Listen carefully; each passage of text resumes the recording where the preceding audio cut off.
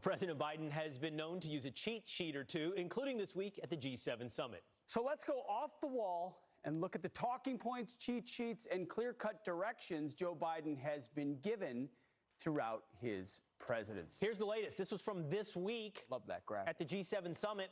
He essentially had what amounted to a full transcript for the speech that he gave at the G7. As you can see on his sheet of paper, it fully laid out. Thank you, Fumio, for hosting us here in your hometown of Hiroshima. All of us gathered around this table, not only the closest of allies, we're the engines of global economic. I love that one. All of us gathered around the table, like these are not things that can just come off the cuff. We're the closest of allies, probably followed by bullets saying, Mr. President, the allies are the UK, France, Germany, and so on. So that's the latest, but there's been some greatest hits over the years as well when it comes to Joe Biden and his cheat sheets. Let's take a look at this. This is perhaps the most egregious cheat sheet he had. This was back from April 26th, and this showed he had pre-knowledge. He had pre-screened and knew what the questions would be coming into that press conference. You can see Courtney Subramian, Los Angeles Times. There's another photo of this card that shows precisely what the anticipated question was going to be. Her question looked, I don't know, 80% similar to what was listed. And just even the fact that that's written in there meant maybe it came down to the wire of what's going to be asked and make sure, okay, that's question number one, Mr. President, exactly what you need. They made sure that he knew who would be attending it, starting with you.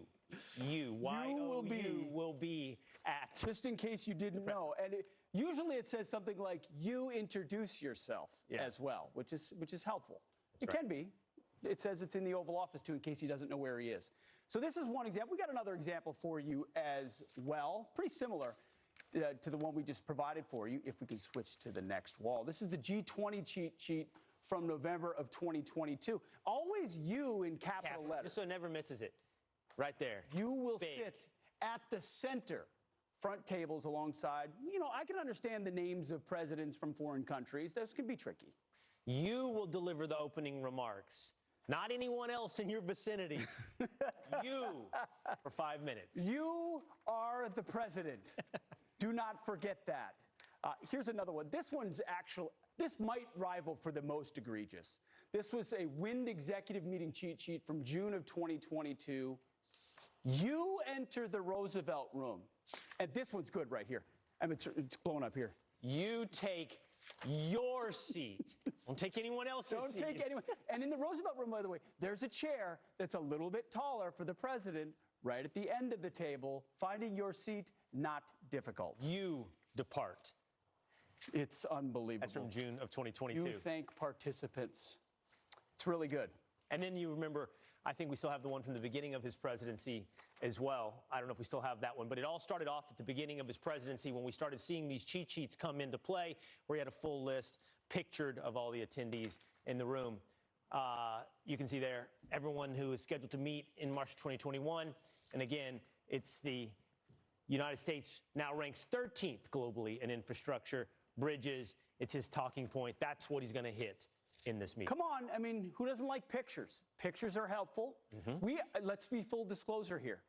We have pictures for our voter panel. We do. That's fair. We do. We have pictures of our voter panel, some bullet points. It's just when it comes to the backbone of your agenda, to come back to what we saw at the G7, if you're there defending the Inflation Reduction Act or other things that you've done, if you're immersed in that, that's the type of thing you should be able to rattle off without necessarily need of a teleprompter or an entire script on your sheet. Yeah. Devolving all the way down to you depart, you enter. Yeah. And people need to be told what to do. I mean, that's why, Will, I just want you to know you have a beautiful looking tie on right now. Thank you. I think it looks great. This is a segment called Off the Wall. Stand during this segment. I'd like to introduce myself as Pete Hegseth. I can't do subtlety. I got my cheat sheet for this.